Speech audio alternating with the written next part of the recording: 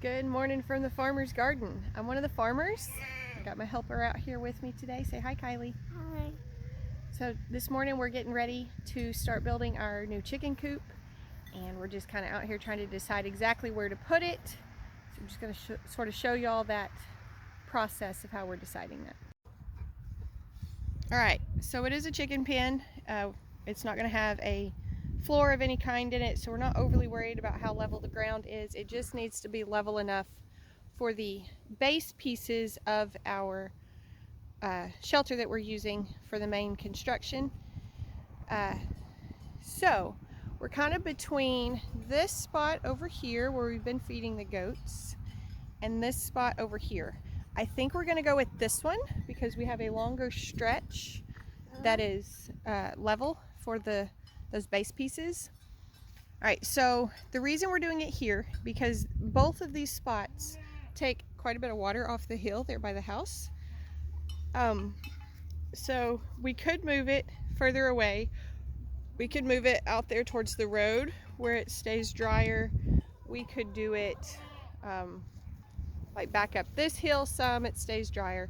But our main concern is we want to be close to water.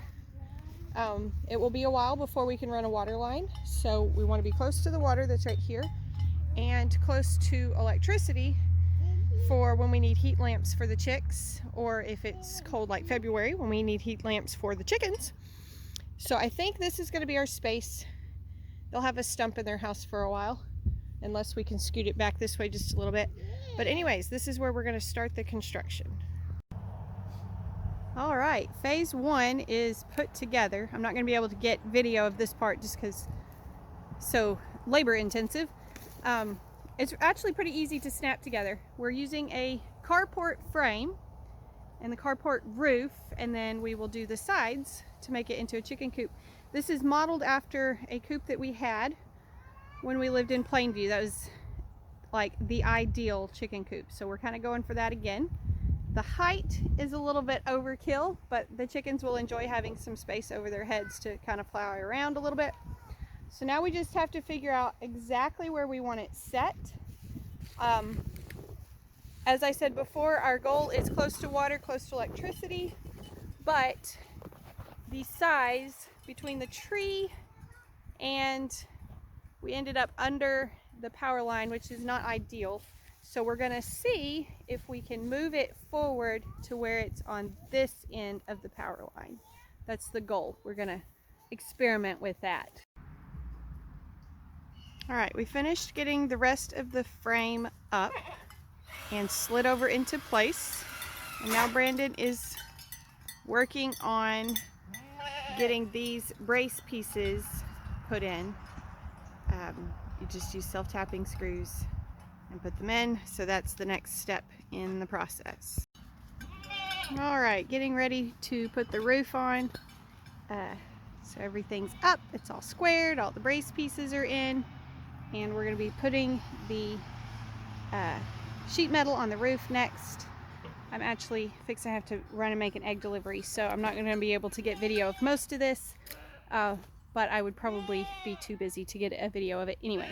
So just putting the sheet metal on, nothing overly exciting in that next step.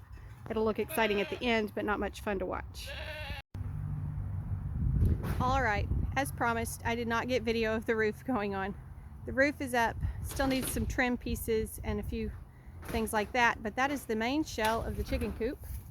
And then, because this shed is an eyesore and starting to rot down anyway, and because farmers are the ultimate recyclers, we're pulling tin off of it for some of the sides of the coop. So that's our next step, is just prying all the old tin off of this shed, and then we'll get it completely torn down here in the next few weeks. All right, so that phase was a little too noisy to record. I don't want to break anybody's eardrums. So what we did, we just used a cut-off wheel on the grinder and trimmed off the rusted edge that has been down in the dirt, and that gave us nice smooth edges to work with. And we're going to put tin all the way up on the north wall of the coop. The north wall, because if we're getting bad weather, especially in the winter, a lot of times there's a wind out of the north that gives them the most protection. That also gives us a place, if the north wall is completely solid, it gives us a place to hang nest boxes where we can kind of have a shady spot for them. They don't like it to be real bright where their nest boxes are, so that gives us a place for that. All right, we are calling this phase 1 complete. So most of the metal part is done. Next we'll be putting up wood, basically stud walls on these ends and finishing them out. So we will be putting tin along the bottoms about probably about 4 feet up. This helps to protect us from predators, coons and such that would try to come into the coop. Gives us a little bit sturdier bottom. It also helps when we have chicks in the coop. They can't get through tin, obviously, and chicks manage to escape through everything except chicken wire, and chicken wire does not hold up well, so we're not going to be using chicken wire on here. Anyways, so the front corner here, we're going to have a feed room enclosure so that we have a place to store the feed out of the shed. And then in this corner over here, we'll have a space for the goats to have a shelter, and the rest will be chicken pen. So nothing super exciting yet, but I'm going to finish phase 1 video here, and then we will show you how we do the next part. This is actually a duplicate chicken house. It's very similar to the one that we had in Plainview that we loved. It was amazing. So we're kind of going with copying that style, and phase 2 will be fairly fast, but I'll call it a different video just so they're not as long. Anyways, hope you learned a little something about picking a place for a chicken coop and designing it, and be sure and come back when you can stay longer.